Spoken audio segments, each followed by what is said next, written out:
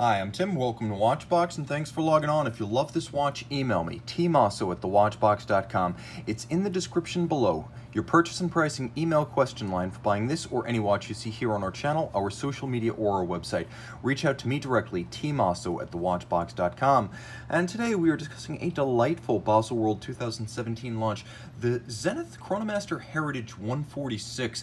It is an El Primero-powered basic dress chronograph named after a pre-El Primero Zenith chronograph caliber. Let's take a quick look at the design, proportions, and size. As you can see, lug-to-lug, it's a very reasonably sized watch, measuring 46.4 millimeters, easy to wear across a smaller wrist, 38 millimeters in diameter, and reasonable 12.5 millimeters thick with a vintage-inspired 19 millimeter spacing between the lugs. Throw it on my wrist, 16 centimeters in circumference, and you can see the timepiece wears easily comfortable, short across the wrist, suitable for a wrist as small as 13 centimeters circumference, and also low enough to fit easily under a dress cuff. Here's a good straight on look.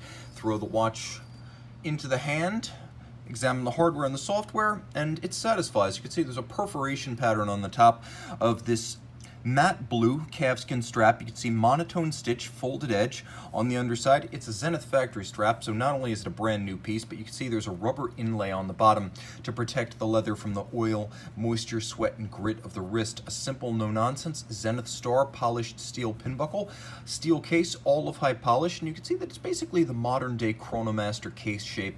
It's got a little bit of a fluid profile as the curves are compound and beautifully polished, and then you've got satination on top of the lugs, a little bit of a bevel on the edge, and then an invert ducktail style snub-nosed profile at the end of the lugs. They turn down and they're cropped. The chronograph pushers being pump style and vintage inspired with the Zenith crown, and then a box section sapphire designed to evoke a 1960s plexiglass. Now the caliber 146 DP inspires this watch right here, so you can see this distinctly different from the original in that it's automatic winding, but distinctly different from most El Primeros in that it only has a chronograph minutes register and no date. So if you're into the no date dials, this is going to be right up your alley. Outboard, there's a little bit of sporting flair. It's a sporty dress watch, not a pure hardcore ultra thin type piece.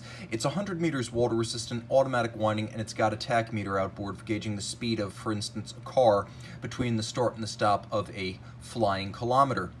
No units given, so that could also be a mile if you're handy with math. Now you can see that there are applique indices of high polish, leaf-style handset center, minimal calibrations for both registers, and then there is a counterweighted and polished lancet-style seconds hand. Roll it all over, and you have the Zenith El Primero caliber 4069, which is the El Primero without a date. As you can see, it's a 100-meter water-resistant watch, so though it is a dressy timepiece, it is not strictly speaking a dress watch in terms of its technical limitations. You can swim with this watch on a water-resistant strap. Look at the attention to detail as there's a little kerf beneath the crown to allow you to more easily dig your nail in to pull the crown out. Now we have the traditional El Primero architecture here. I'm going to move the rotor out of the way. It's a bidirectional winding rotor.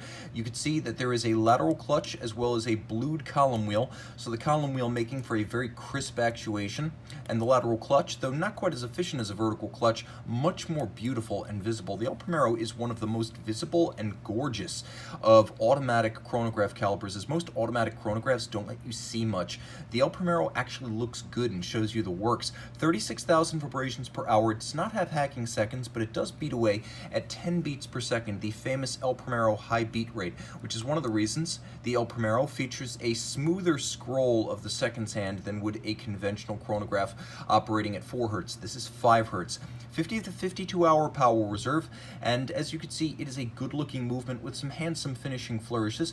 As you'll note, there's engine turning not just on the bridges but also on the click spring wheel of the winding system. You can see satination on the rest of the wheels. Cote de Genève across the rotor. There are both polished and blued screws. Blued screws, as you can see, being used for, I'll demonstrate this,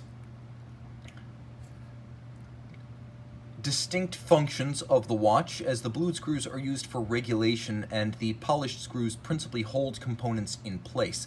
This is a watch that Q, if you're wondering, is for your watchmaker, not your use.